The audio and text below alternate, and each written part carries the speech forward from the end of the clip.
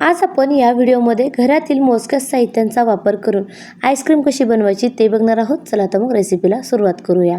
Ice cream बनवण्यासाठी अर्धा litre दूध घेतलेलं आहे, त्याचबरोबर पाऊण वाटी साखर घेतलेली आहे, 1 चमचा कस्टर्ड पावडर घेतलेले आहे, त्याचबरोबर 2 इथे आपण 20 बिस्किटे घेतलेली आहे। तुम्ही इथे पार्लेजी बिस्किटसुद्धा वापरू शकता।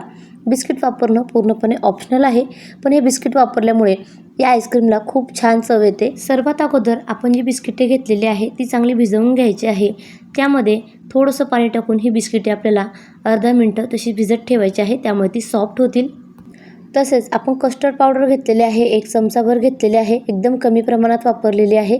त्यामध्ये आपण पाणी टाकून त्याची एक स्लरी तयार करून घ्यायची आहे। अजिबात ह्याच्या कुठेही गुठळ्या होता कामा नये, या पद्धतीने थोडं थोडं पाणी टाकून चांगली मिक्स करून घ्यायची आहे। कस्टर्ड पावडर वापरल्यामुळे आईस्क्रीम चवीला खूपच छान होते। कस्टर्ड पावडर नसेल तर तुम्ही इथे कॉर्नफ्लोअरसुद्धा वापरू शकता। 1 चमचाभर कॉर्नफ्लोअर वापरायचं आहे। आपल्याला इथे फक्त 2च बिस्किटे वापरायचे आहे, 2 बिस्किटांपेक्षा जास्त बिस्किटांचा वापर करायचा नाही। या पद्धतीने बिस्किटे चांगली भिजवून चांगली पेस्ट तयार करून घेतलेली आहे। आईस्क्रीमला नॅचरल रंग येण्याकरता आपण साखरेचं कॅरमल तयार करून घेतलेलं आहे। या पद्धतीने कुठल्याही एका जाड तळाच्या भांड्यामध्ये साखर पसरवून ठेवायची आहे। साखर थोडीशी वितळायला सुरुवात झाली की या पद्धतीने चांगली मिक्स करून घ्यायची आहे। हे कॅरमल तयार करताना एकदम स्लो फ्लेमवर तयार करायचं आहे, त्यामुळे त्याला एकसारखा रंग येतो। साधारण मिनिटभरामध्येच एकदम स्लो फ्लेमवर हे शुगर कॅरमल बनून तयार होतं। यामुळे आईस्क्रीमला चव देखील खूप छान येते व रंग देखील चांगला येतो। अर्धा लिटर दूध आपण पॅनमध्ये गरम करण्यासाठी ठेवलेलं होतं।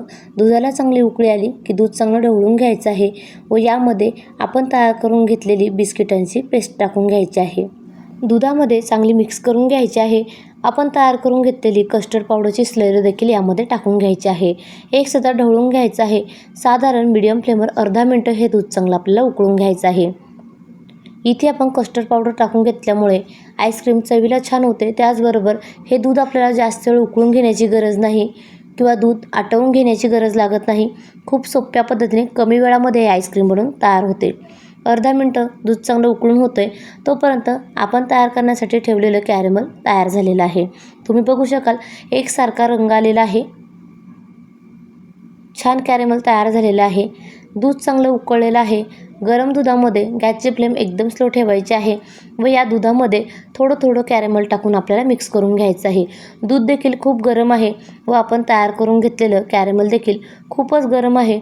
कॅरमल दुधामध्ये टाकताना थोडंसं काळजीपूर्वक टाकायचं आहे, नाहीतर संपूर्ण दूध उतू जाऊ शकतं। त्यामुळे एकदम गॅसची फ्लेम बंदच ठेवायची आहे, नाहीतर एकदम स्लो ठेवायची आहे व या पद्धतीने थोडं थोडं कॅरमल टाकून पळीने चांगलं मिक्स करून घ्यायचं आहे। आईस्क्रीमला नॅचरल रंग येण्याकरता आपण कॅरमल तयार करून घेतलेलं आहे।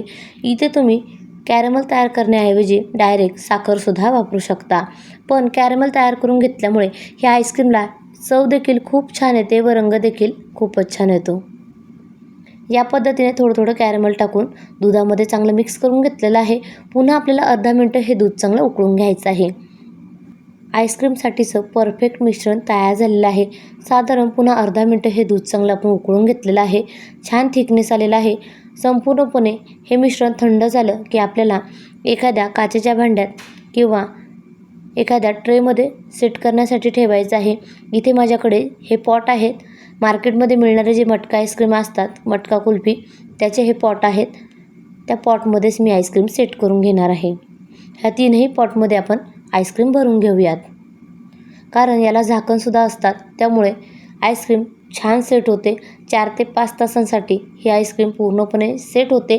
तसेच ही आईस्क्रीम तयार झाल्यानंतर अजिबात देखील बर्फाचे कण त्यामध्ये तयार होत नाहीत। एकदम स्मूथ छान ही आईस्क्रीम बनून तयार होते। मस्त अशी शायनी झालेली आहे। खूप सोप्या पद्धतीने घरगुती साहित्यांचा वापर करून ही आईस्क्रीम बनवून तयार होते। काचेच्या पॉटमध्ये आईस्क्रीम भरून झालेली आहे। झाकण लावून घेऊया व आईस्क्रीम फ्रीजमध्ये सेट करण्यासाठी ठेवूया। 3 तास फ्रीजमध्ये हे पॉट आपण सेट करून घेतलेले आहे। आईस्क्रीम पूर्णपणे सेट झालेली आहे। झाकण काढून पाहूयात। मस्त आईस्क्रीम तयार झालेली आहे। तुम्ही बघू शकाल कुठेही यामध्ये अजिबात बर्फाचे कण तयार होत नाहीत। एकदम स्मूथ ही आईस्क्रीम बनवून तयार होते। खूप पौष्टिक आहे, सोप्या पद्धतीने बनवलेले आहे, एकदम नॅचरल पद्धतीने। रंग देखील छान आलेला आहे। तुम्ही देखील ह्या सोप्या पद्धतीने लहान मुलांसाठी किंवा सर्वांसाठीच ही आईस्क्रीम एकदा नक्की बनवून पहा। रेसिपी आवडल्यास कमेंट बॉक्समध्ये नक्की कळवा। व्हिडिओ आवडला असेल तर व्हिडिओला लाईक करा। अशाच नवनवीन छान छान रेसिपीज पाहण्यासाठी आपल्या चॅनलला सबस्क्राईब करा।